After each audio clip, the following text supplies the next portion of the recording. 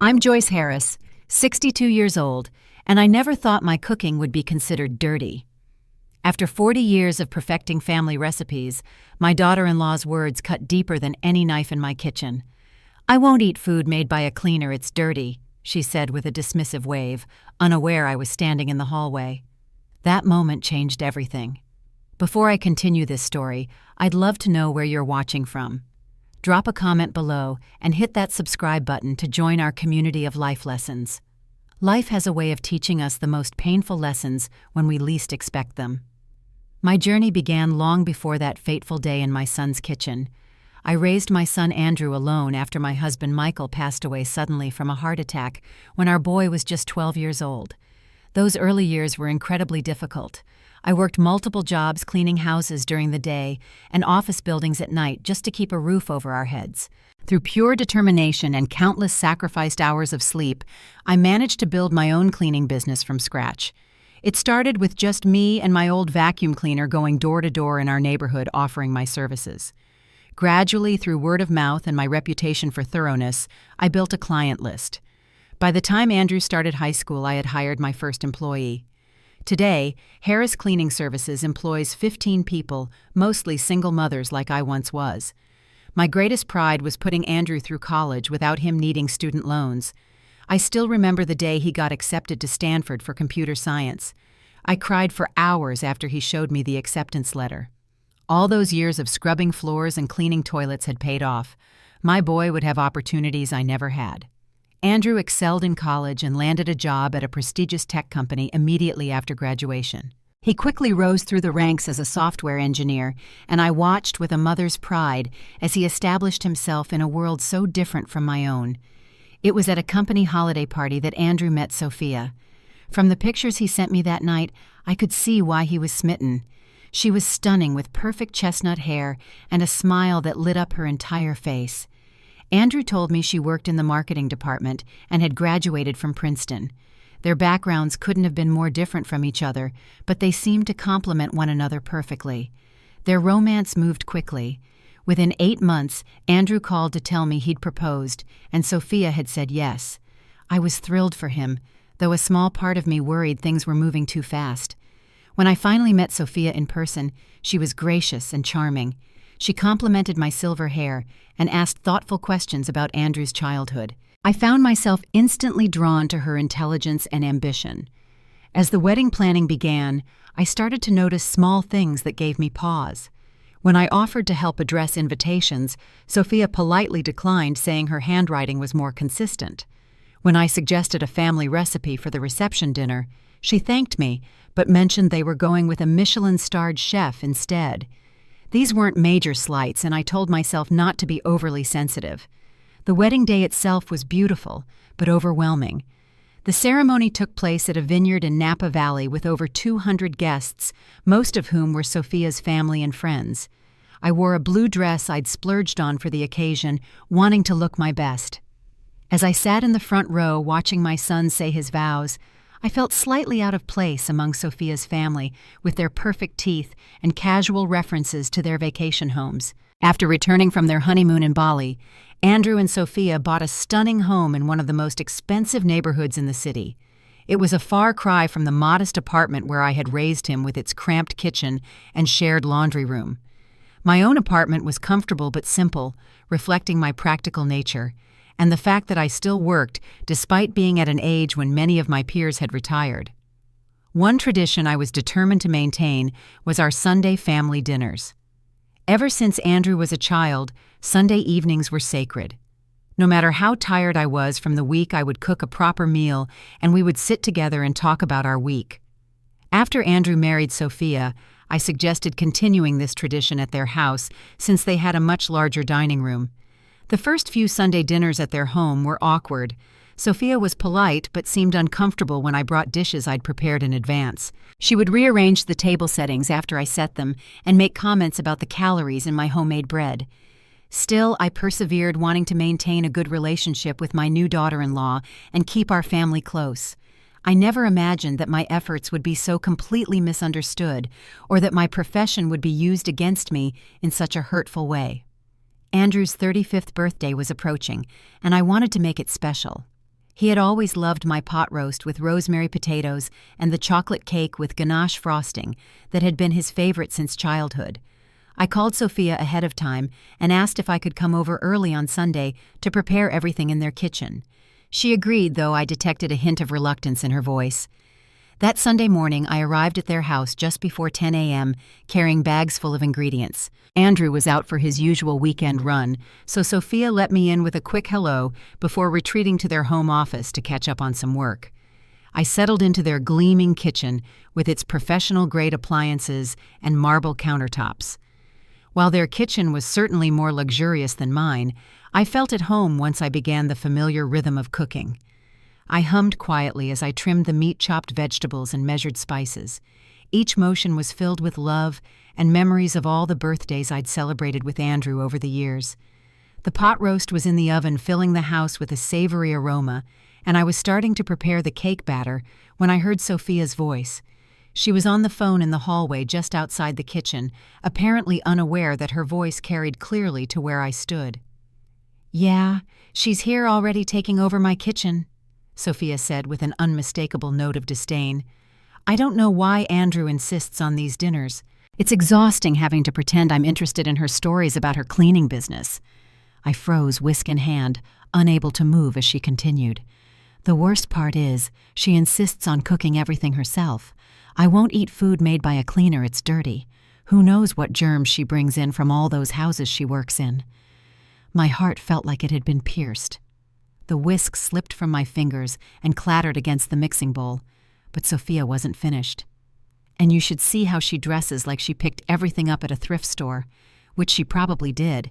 I mean, I know she put Andrew through college, but you'd think she would have saved some money for herself, or at least taken some classes at community college to do something more respectable. I couldn't bear to hear any more. I set down the bowl with shaking hands and quietly gathered my purse. The food was still spread across the counter, the oven still hot, but I couldn't stay another minute. My entire body felt cold with shock and humiliation. As I slipped out the front door, I prayed Sophia wouldn't notice my departure. I couldn't face her knowing what she really thought of me. The drive home was a blur as tears streamed down my face. 40 years of hard work, of sacrificing everything for my son, of building a business that supported not just us, but now other families too, all of it dismissed as dirty and shameful. My phone started ringing about an hour later, Andrew wondering where I was. I let it go to voicemail, unable to speak without breaking down. He called 3 more times before sending a text. "Mom, where are you? Is everything okay?" I finally responded, typing through tears. "Not feeling well. Had to go home. Sorry about dinner." How could I tell my son what I'd heard? Would he even believe me? Or would I create a rift that could never be repaired?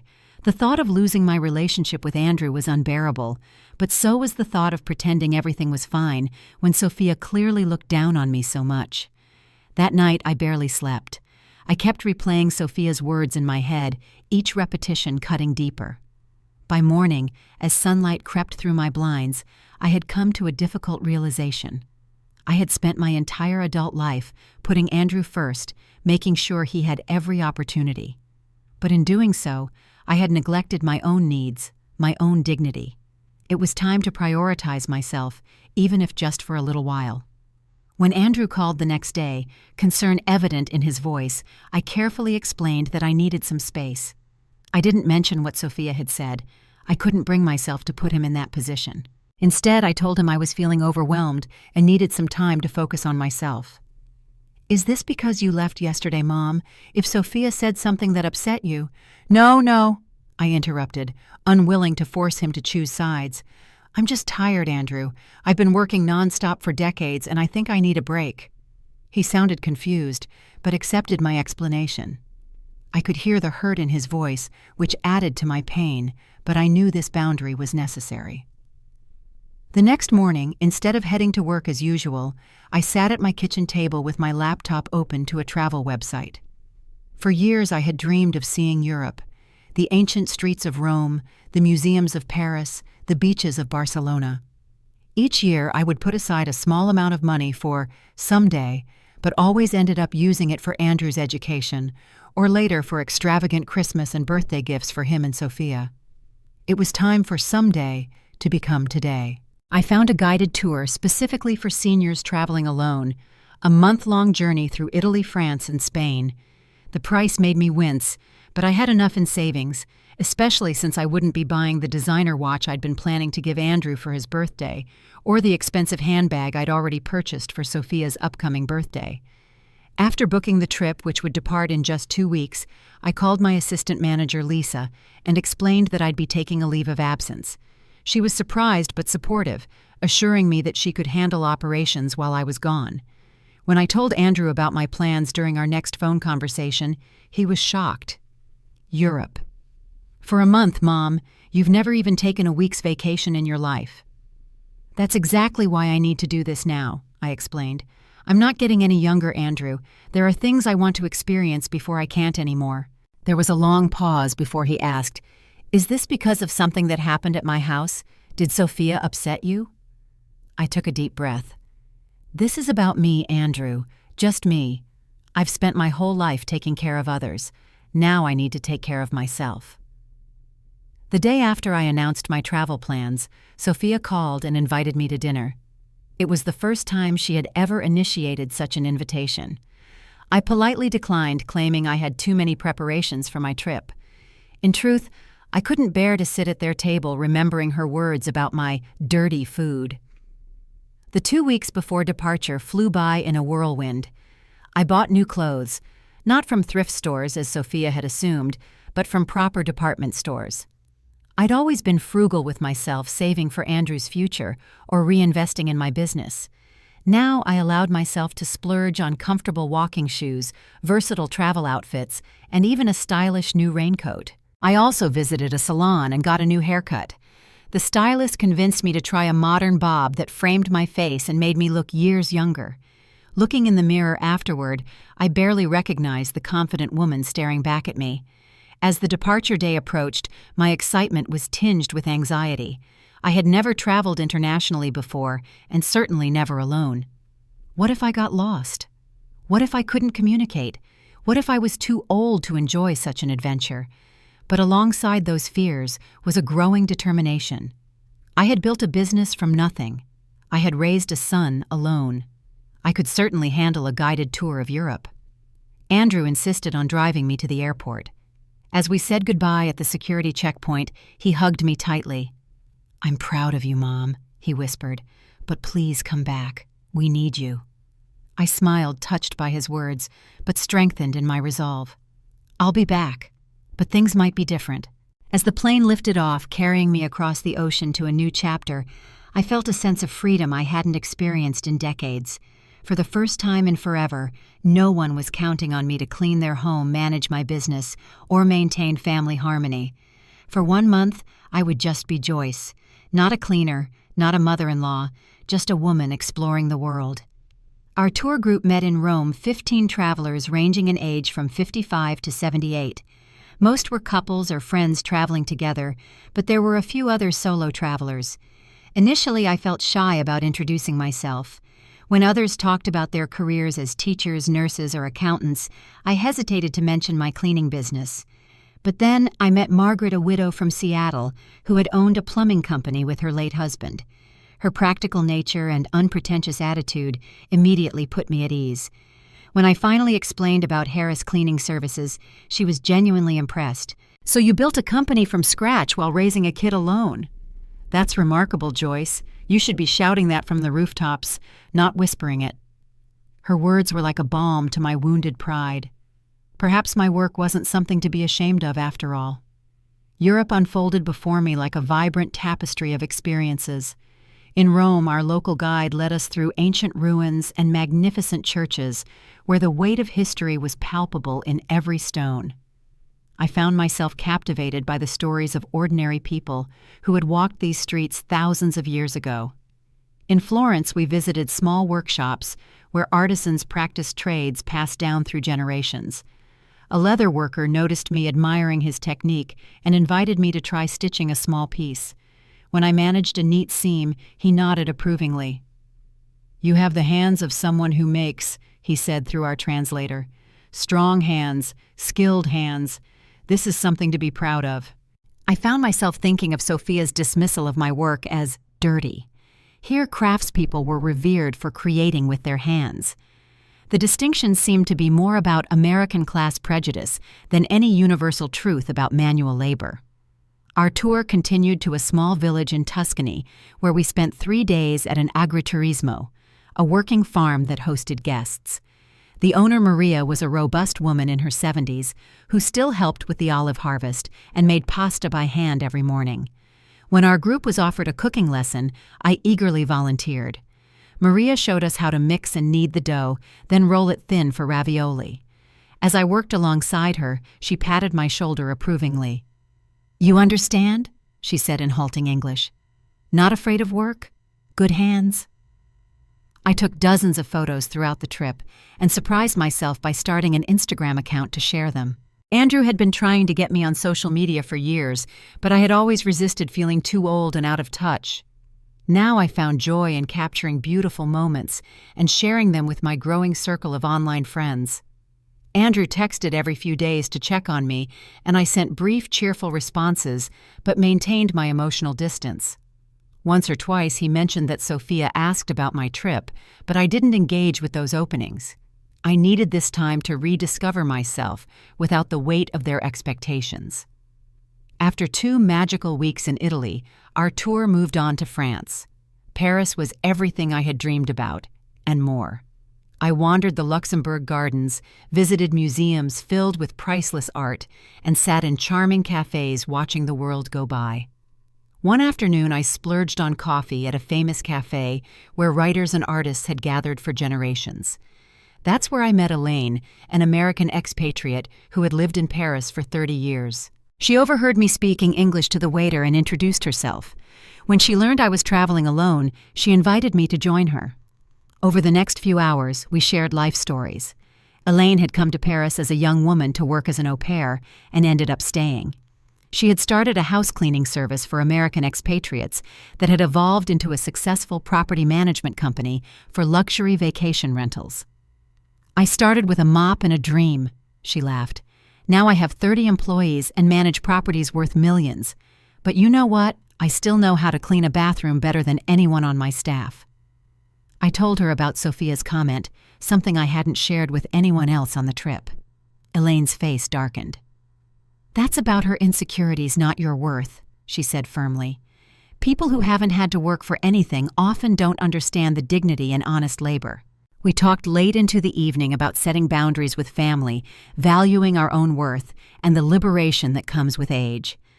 By the time we parted exchanging email addresses with promises to stay in touch, I felt as though I had known her for years. As I continued my journey, I realized I was changing. Not just in the new clothes I wore, or the confidence with which I navigated foreign cities, but in how I saw myself. I was no longer defined solely by my role as Andrew's mother or my profession as a cleaner. I was Joyce Harris, traveler, photographer, friend, woman of the world. Occasionally, Andrew would text updates about home. Reading between the lines, I gathered that things weren't going smoothly in my absence. One message mentioned that they'd had to call a cleaning service because Sophia couldn't keep up with the housework. Another mentioned ordering takeout for the 3rd night in a row. I felt a twinge of satisfaction, but refused to offer help or advice. Some lessons needed to be learned through experience. As my trip entered its final week in Spain, I created a bucket list of things to do before returning home. I wanted to dance flamenco, learn to make authentic paella, and swim in the Mediterranean. With Margaret and 2 other women from our tour group, I checked off each item feeling more alive than I had in years. The coastal breeze of Barcelona carried the scent of salt and citrus as I sat at a beachside restaurant savoring a lunch of tapas. Our tour had officially ended, but I had booked 2 extra nights to explore this vibrant city at my own pace. Margaret had continued to Madrid, so I was enjoying the novel experience of dining alone, watching people stroll along the promenade. My peaceful afternoon was interrupted by a series of urgent text notifications from Andrew. I almost ignored them, part of my new boundaries, but something told me to check. "Mom, please call when you can. It's important. Mom, Sophia is freaking out. Her parents canceled their visit and we're supposed to host a dinner for my boss tomorrow." "Mom, I know you're enjoying your trip, but we really need your help." I sighed, feeling the familiar pull of family obligation, but I was determined not to cut my trip short. I finished my sangria, paid the bill, and walked back to my hotel before calling Andrew. "Mom, thank God, we're in crisis mode here," he said without preamble. "Slow down, Andrew. What's going on?" He explained that his boss had recently been promoted to VP, and Andrew had invited him and his wife for dinner to discuss Andrew's potential promotion to team lead. Sophia's parents were originally going to come help prepare an impressive meal, as they often did for important events, but they had canceled due to her father's unexpected back surgery. Sophia is trying to cook, but she's never made anything more complicated than pasta. And the house is a disaster. The cleaning service canceled at the last minute. "Mom, I hate to ask, but is there any chance you could come home early, just by one day?" I closed my eyes, feeling the weight of the old Joyce settling back onto my shoulders. Then I opened them and looked at my reflection in the hotel mirror, tanned, relaxed, wearing a stylish linen dress I'd bought in Paris. "No, Andrew, I'm not cutting my trip short. But Mom, I'm happy to talk through some simple recipes Sophia could manage, and I can give you some quick cleaning tips, but I'll be home as scheduled the day after tomorrow." There was a long pause before he said, "I'll tell Sophia. She's going to be upset." "That's understandable, but I'm sure you'll figure it out together. You're both capable adults." After we hung up, I felt a moment of guilt. Then I reminded myself that this was exactly the kind of boundary I needed to maintain. I had spent decades solving everyone else's problems.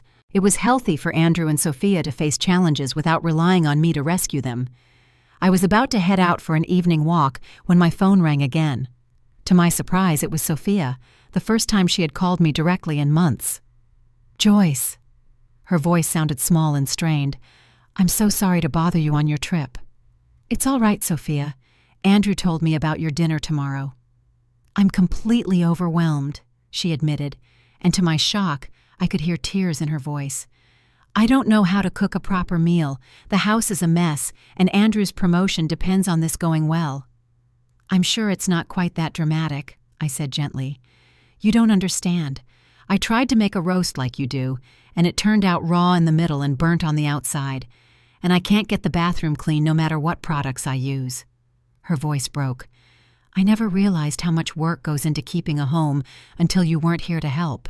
And I'm so ashamed of what I said about your cooking. The truth is, I was jealous of how effortlessly you make everything look." I sat down on the edge of the hotel bed, stunned by her confession. "My parents always had staff for everything," she continued. "I never learned basic skills. When I met Andrew and saw how close you two were, how you could create these amazing meals and keep everything running smoothly, even with your business, I felt inadequate. I lashed out because I was insecure. It was cruel, and I'm so sorry." I took a deep breath, processing her words. The apology was unexpected, but seemed genuine. "I appreciate you telling me this, Sophia," I said carefully. "It helps me understand.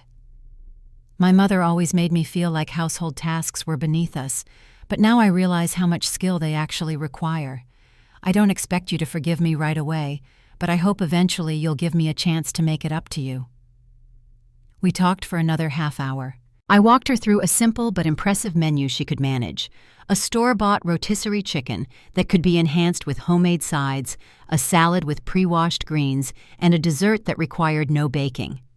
For the house, I suggested focusing on just the areas their guests would see and gave her specific instructions for tackling the bathroom. When our call ended, I felt a strange mix of emotions.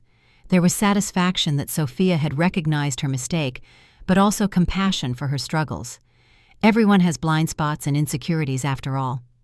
I called Margaret and shared the conversation over speakerphone while I packed for my final day of sightseeing. "Well, well," Margaret chuckled. "Amazing how quickly people appreciate skills they've dismissed when they suddenly need them." "Do you think I was wrong not to go home early?" I asked. "Absolutely not," Margaret said firmly. "Your son and daughter-in-law are experiencing natural consequences. That's how people grow." The next day, I received a text from Andrew with a photo of their dining room set beautifully for company. "Sophia followed all your advice. Wish us luck." I smiled and went off to enjoy my final Spanish sunset. My return flight was bittersweet. I was leaving behind the freedom and discovery of the past month, but returning with a stronger sense of self. As the plane descended toward home, I felt ready to establish a new normal in my relationships, one based on mutual respect rather than my constant accommodation. To my surprise, both Andrew and Sophia were waiting at the airport arrivals gate. Andrew held a bouquet of flowers, and Sophia looked uncharacteristically nervous, hanging back slightly, as Andrew rushed forward to hug me. "Welcome home, Mom. You look amazing." I did feel amazing. My skin was tanned from Mediterranean sun, my silver hair styled in the chic bob that had become even more flattering with beach waves, and I was wearing a stylish outfit purchased in Paris.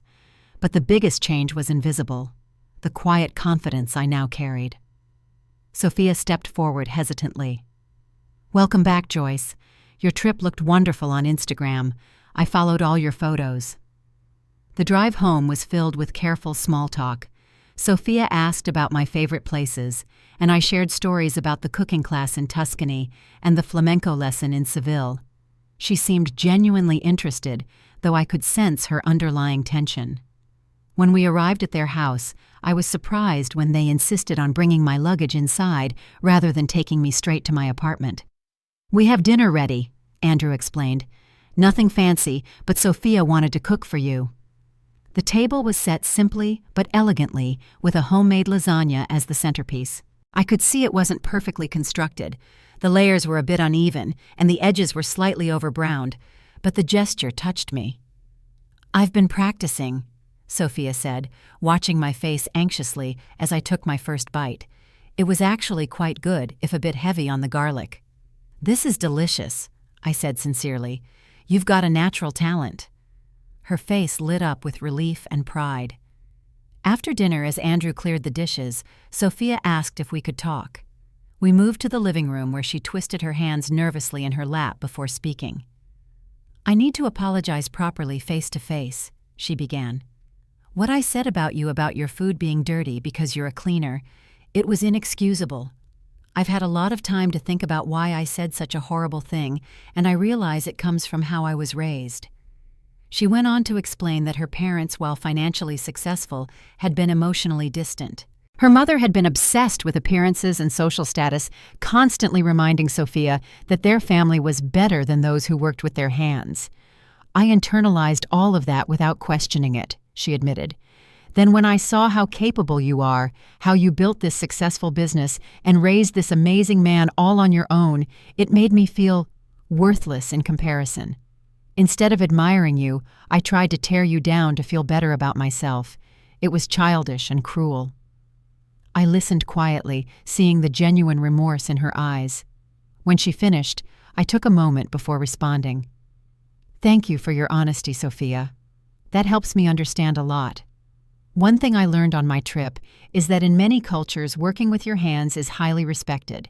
I met chefs, artisans, and farmers who take enormous pride in their craft. The idea that some work is dirty or beneath certain people is a very limiting perspective. I shared stories from my travels about the dignity I'd found in my work through others' eyes. Sophia listened attentively, occasionally wiping away tears. Andrew joined us, sitting beside Sophia and taking her hand supportively. "Mom, Sophia has been taking cooking classes twice a week since you've been gone. And I've gained a whole new appreciation for what you do," Sophia added, "both professionally and as a mother and grandmother. I was wondering if you might be willing to teach me some of your recipes and household management skills I never learned from my own mother." The request surprised me. "I'd be open to that," I said carefully, "but I want to be clear about something. I love you both, but I've changed during this trip. I need to maintain certain boundaries going forward. Sunday dinners can't always be my responsibility, and I won't be available at a moment's notice to help with household emergencies." Andrew nodded. "That's more than fair, Mom. We don't want to take advantage of you anymore." "Maybe we could alternate hosting Sunday dinners," Sophia suggested. "And when it's at our house, I can cook with your guidance at first." We talked late into the evening, negotiating a new family dynamic. It wasn't perfect resolution. Real life rarely provides those, but it was a starting point for a healthier relationship. The weeks that followed marked the beginning of a genuine transformation in our family. Sophia and I started with simple cooking lessons, beginning with the pot roast I had abandoned on that painful day. As we worked side by side in her kitchen, Sophia revealed more about her childhood in a wealthy but emotionally cold household. "My mother never cooked a meal in her life," she explained as I showed her how to sear the meat properly. She managed the household staff but considered it beneath her to actually do any of the work herself. Whenever I showed interest in cooking or other household tasks, she would discourage me, saying I should focus on academics and social skills that would help me marry well. I began to understand how Sophia's dismissive attitude had been a product of her upbringing rather than pure snobbery. This didn't excuse her behavior, but it helped me find compassion for her. As Sophia gained confidence in the kitchen, our relationship gradually warmed. I maintained my new boundaries, declining last-minute requests for help and preserving time for the new hobbies and friendships I'd developed during my trip, but also opened myself to the possibility of a genuine connection with my daughter-in-law. One significant moment came when Sophia asked to visit my cleaning company. I hesitantly agreed, unsure if she was genuinely interested or merely trying to make amends. To my surprise, she spent the day asking thoughtful questions about operations, employee training, and client retention. "You've built something remarkable," she said as we toured the office. 15 employees, loyal clients, a reputation for quality. That's more than most business school graduates ever accomplish. I introduced her to my staff, most of whom were women with stories similar to my own. Single mothers, immigrants building new lives, people who took pride in their skilled labor. Sophia listened to their stories with genuine interest, and I could see her perspective shifting. A month after my return, Sophia surprised me by implementing some of her marketing expertise to help my business. She designed a more professional website, created social media accounts, and developed brochures highlighting our eco-friendly cleaning practices. Business increased by 20% within 2 months. "It's the least I can do," she said when I thanked her. "You've been so gracious despite how I treated you." My business wasn't the only thing flourishing. With Sophia's encouragement, I continued pursuing the interests I discovered in Europe.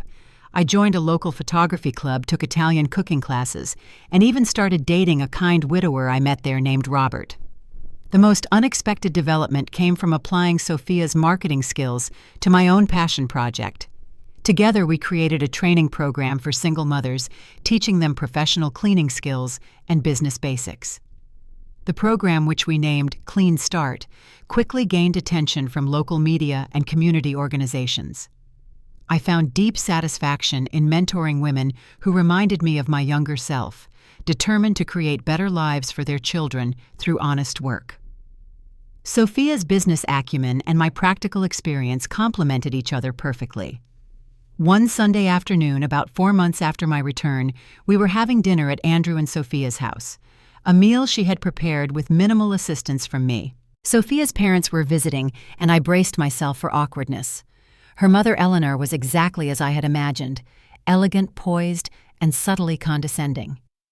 During dinner, Eleanor made a comment about being unable to find good help these days for their vacation home. She then turned to me with a thin smile. "Sophia mentions you're in the cleaning business. Perhaps you could recommend someone." Before I could respond, Sophia straightened in her chair. "Mom Joyce doesn't just recommend people. She owns a respected company with 15 employees and a waiting list of clients, and she's just launched a nonprofit training program that's being featured in Business Monthly next week." Eleanor looked taken aback. "I didn't realize it was so established." "It is," Sophia continued firmly, "and everything I know about running a household I've learned from Joyce. She's taught me that there's dignity in all forms of work, especially work that creates order and beauty in people's everyday lives." I nearly dropped my fork in surprise.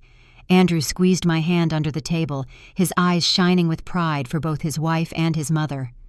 That evening marked a turning point in my relationship with Sophia.